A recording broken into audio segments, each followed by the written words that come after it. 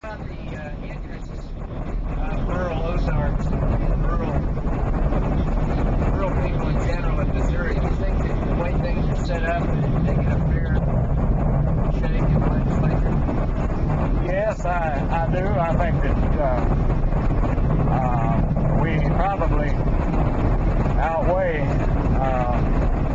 the metropolitan members as far as getting legislation passed.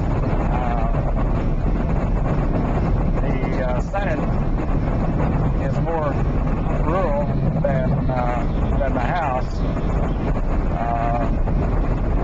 and as you know, there are only 34 senators, and the majority of the senators have more rural areas that they represent than they do metropolitan areas.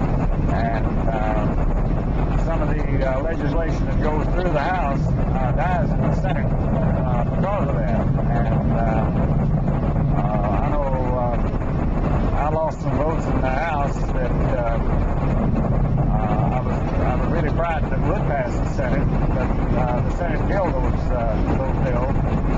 And when you have senators like Emory Milton and John Dennis and Norman Merrill, the president pro tem of the Senate, and even Paul Bradshaw over in Springfield, that are more rural-minded than a lot of the House members, then you get more legislation over there that is more rural-oriented than you do in the House of Representatives. Is there a lot of battles between the urban representatives and rural? I mean, is there a real split between what they want? There's a division between the rural area members and the metropolitan members on bills like abortion, legalized gambling, blue laws, and parochial issues. That there's a division there in some of those areas, but you know, it's not. Nobody really gets hot-tempered about it. Everybody understands the geography of the state. We all know where we live, and we help each other when we can. But everybody, all the 163 people that serve up there in the House, are sent up there by the majority of the voters, and there's not one person in the legislative body that can vote for me on election day. And so I vote with the district that I live in, because if my seatmate or the guys across the aisle from me wants me to support a bill that I can't support, I just tell him, listen, I can't vote for your bill. I've got the people that I represent are against it. And he doesn't get mad at me for it. What about the feeling of your constituents about those St. Louis and Kansas City and other metropolitan people? I have never discussed that with anybody in my district. The only issues that I discuss with the people that live in the district that I represent are the problems that concern rural Missouri. And I don't the bills that help the city of St. Louis or Kansas City that don't hurt Shannon or Oregon, Carter, Reynolds, or Ripley County. I don't discuss that with people that elect me.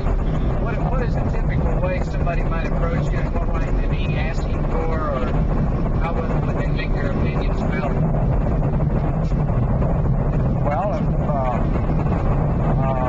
right now I've been approached by several people due to the fact that on Missouri's highways they have what we call a gooseneck trailer,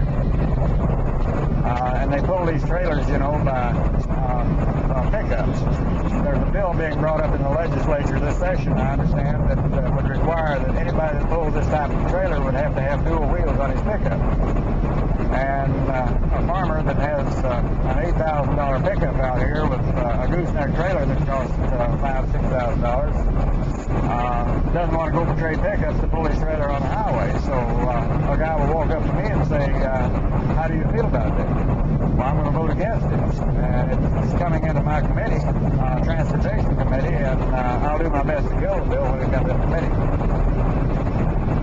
Are you pretty frank with people? I am. When I ran for office, I didn't ask people how they felt about issues. I told them where I stood. And are you able to characterize different parts of Shannon County? Are people different from one area to another? oh yeah, there's not a lot of difference. There's a difference in you and I. There's a difference in you mean in how they feel about Shannon County, and how they feel about the state of Missouri, and how they feel about the country. There's a lot of difference in different parts of the county. What was the difference between the people who were for the Park Service coming in and the people who didn't want it in? Is there any way to tell that this? Well, I had people that were both sides in my family that were for it, and those that were against it. And I had mixed emotions about it. To be real honest with you, I was for the Park Service coming in, and I really didn't know why I was for it. I didn't know what it did. Under the master plan that was originally drawn, and the one that's in effect now, there was a lot of difference. And I think probably if I had it to do over again, being honest with you about it, that I would have been against the National Park Service coming into Shannon County. Why? Well, it's hard to explain. There's a lot of good things about Ozark National Scenic Riverways as far as Shannon County is concerned, and there's some bad things about it. And I feel that the riverways and the Department of Interior and the federal government are looking at Jack's Fork and Trout River.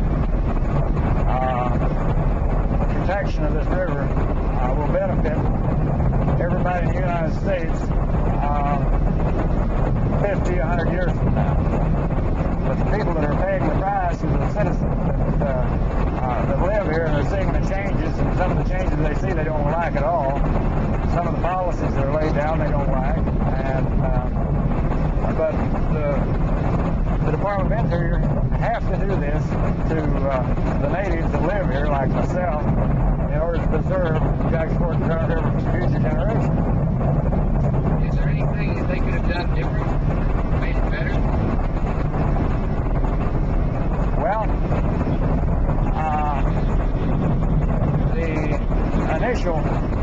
the first master plan that I seen was quite a bit different than the one that they have now. A lot of people are unhappy with the Park Service because of the wasted federal money that's gone in, and the management of the Ozark National Scenic Riverway. There's some real dedicated, devoted people. I have some good friends in the National Park Service, in Ozark National Scenic Riverway. But I also have some enemies in Ozark National Scenic Riverway. What about the way the land was bought up? Like I gathered the other day sitting here with Robert Hunt, he wasn't too happy about the way things went. Well, a lot of people weren't happy with the